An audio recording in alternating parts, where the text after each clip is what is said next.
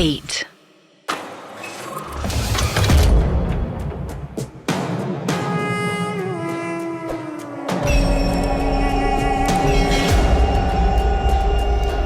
Happy birthday Devraj.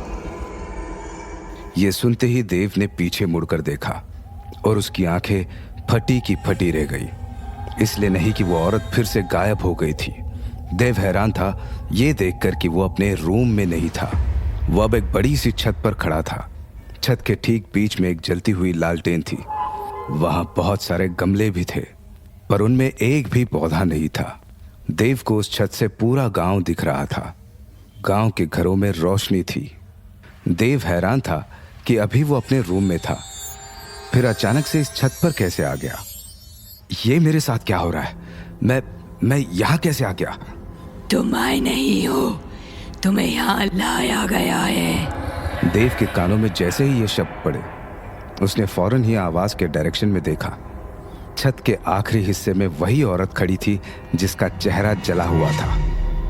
तुम फिर आ गई? आखिर कौन हो तुम और चाहिए क्या तुम्हें? सवाल ये नहीं कि मैं कौन हूँ, सवाल तो ये है कि तुम कौन हो। मैं कौन हूं? मतलब मैं देव हूं। अपना नाम लेते ही देव को याद आया कि कुछ देर पहले रूम में इस औरत ने उसे देव नहीं, देवराज कहा था। तभी देव 2 कदम आगे आया और उसने सवाल किया, मेरा नाम तो देव है, फिर भी तुमने मुझे देवराज क्यों कहा था? और तुम्हें कैसे पता कि आज मेरा जन्मदिन है? देव के इस सवाल पर काले लिबास वाली वो औरत, जो असल में एक भटकती हुई आत्मा है, खामोशी रही। देव के चेहरे से अपने नजरें हटाकर वो गांव की तरफ देखने लगी। तभी देव को लगा कि यही मौका सही है यहां से भागने का। लेकिन जैसे ही देव छत से नीचे जाने वाली सीढ़ियों की तरफ मुड़ा, उसकी आंखों के सामने निखिल का कटा हुआ सर आ गया और देव के कदम फौरन ही रुक गए। इस औरत ने मेरे दोस्त को मारा है, मेरे जिगरी दोस्त को। मैं इसे नहीं छोड़ने वाला। ये चाहे जो भी हो, एक चुड़ैल, एक आत्मा, भूत या प्रेत, जो भी है ये, निखिल का बदला तो मैं लेकर रहूंगा। देव ने मन ही मन खुद से कहा और फिर आगे बढ़कर उसने छत के ठीक बीच में रखी लालटेन को उठा लिया। लालटेन जल रही थी।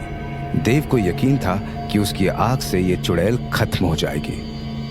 लालटेन उठाकर देव जैसे ही उस औरत की तरफ बढ़ा, वो बोली, मुझे माफ करना, मैंने तुम्हें डराया और तुम पर हमला भी किया। पता नहीं अचानक से मुझे क्या हो जाता है जो मैं नहीं होना चाहती, अचानक से वही बन जाती हूँ। पागल, एकदम पागल।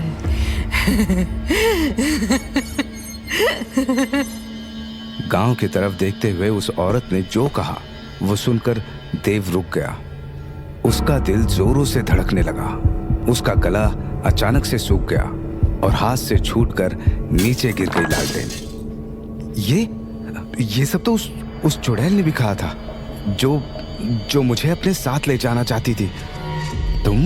तुम वही चुड़ैल हो? वृंदा, मेरा नाम वृंदा है। अगर दोबारा मुझे चुड़ैल कहा तो उसका अंजाम बहुत बुरा होगा, याद रखना देवराज। देव की तरफ पूरे गुस्से से देखते हुए वृंदा ने तेज आवाज में कहा। गुस्से से भरी वृंदा की तेज आवाज सुनते ही देव को भी एकदम से गुस्सा आ गया। वो भागकर वृंदा के पास आ गया और उसकी गर्दन पकड़कर बोला, चली जा हमारी जिंदगी से, भूल मत हम क्या क्या कर सकते हैं। देवराज हैं हम, देवराज। देव का ये रूप देखकर वृंदा मुस्कुराने लगी। अचानक ही देव पीछे हट गया। उसे समझ नहीं आया कि अभी उसने जो किया वो सब क्या था। मैंने ये सब मुझे नहीं पता। कैसे मैं? सही वक्त आने पर तुम सब कुछ जान जाओगे। अभी के लिए इतना जान लो कि ये सब एक हकीकत भी है और एक सपना भी। लेकिन इस सपने से जागने के बाद जिस किसी का चेहरा तुम सबसे पहले देखोगे, उस पर कयामत आएगी, कयामत। मतलब? देव ने हैरानी से पूछा। वृंदा ने कुछ नहीं कहा, बस एक नजर गौर से देव को देखा और फिर उसे पकड़कर एक ही झटके में छत से नीचे फेंक दिया। जमीन पर गिरते ही देव की आंखें खुल गई। वो अपने कमरे में ही सोया था। देव नींद से जागा और उसने सबसे पहले अपनी गर्लफ्रेंड अंजलि को देखा, जो ठीक उसके सामने खड़ी थी। उठे जनाब, खुल गई नींद तुम्हारी? देव की गर्लफ्रेंड अंजलि ने कहा। तभी निखिल की आवाज देव के कानों में पड़ी। यार, बहुत गहरी नींद में सो रहा था तू। अंजलि और मैं कब से तुझे जगाने की कोशिश कर रहे हैं, लेकिन तू तो सही में घोड़े बेचकर ही सो गया। निखिल को सामने देखते ही देव पलंग से उतरा और उसने निखिल को गले से लगा लिया। फिर भर आए गले से बोला, तू ठीक है? शुक्र है तू ठीक है। मुझे लगा था कि मैंने तुझे। अरे मैं बिल्कुल ठीक हूं, मुझे क्या होगा? तूने फिर कोई बुरा सपना देखा क्या? सपना?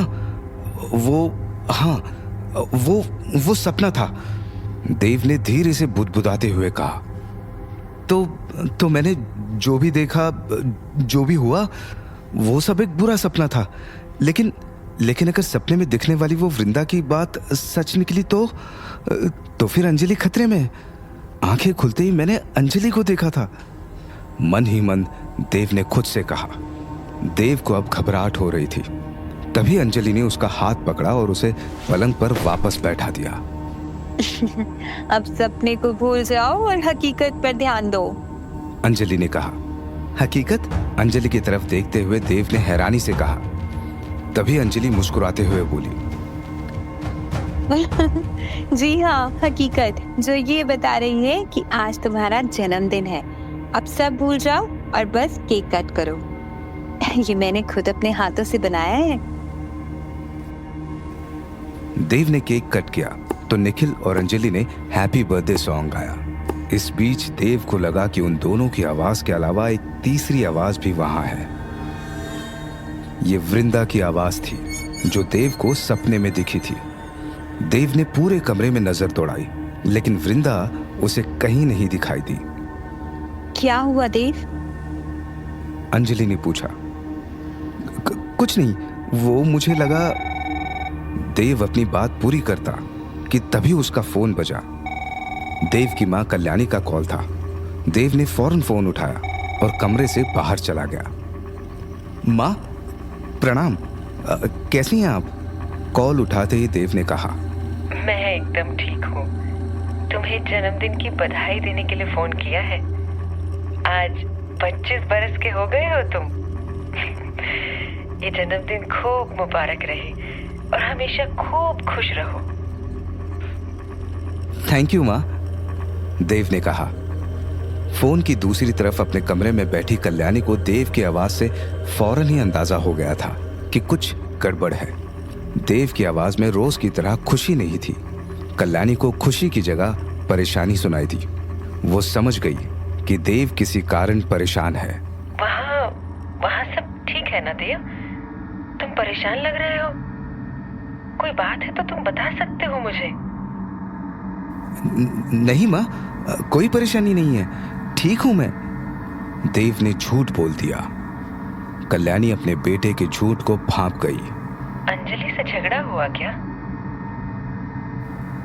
नहीं माँ, वो बस मैं थोड़ा थका हुआ हूँ, इसलिए मेरी आवाज से आपको ऐसा लगा होगा, लेकिन सब ठीक है यहाँ। देव ने जो कहा वो सुनकर भी कल्याणी के मन को तसल्ली नहीं हुई। उन्होंने जोर देते हुए फिर से पूछा कि वो किसी परेशानी में तो नहीं है। इस बार देव अपनी माँ से झूठ नहीं बोल पाया। उसने कल्याणी को सब सच सच बता दिया। जॉब का जाना भी और काले लिबास वाली औरत का सपने में आना भी। देव उसका नाम भी अपनी माँ को बता देना चाहता था, लेकिन फिर भी उसने नहीं बताया। 15 बरस पहले जिस चुड़ैल से देव को छुटकारा मिला था, वो लौट आई है।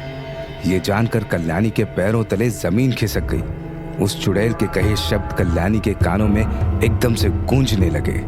कल्याणी, मैं आऊंगी,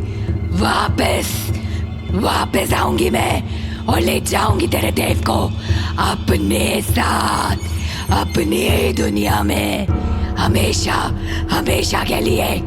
और जब ऐसा होगा तब ना तू कुछ कर पाएगी और ना तेरा ये पुजारी बाबा कुछ कर पाएगा।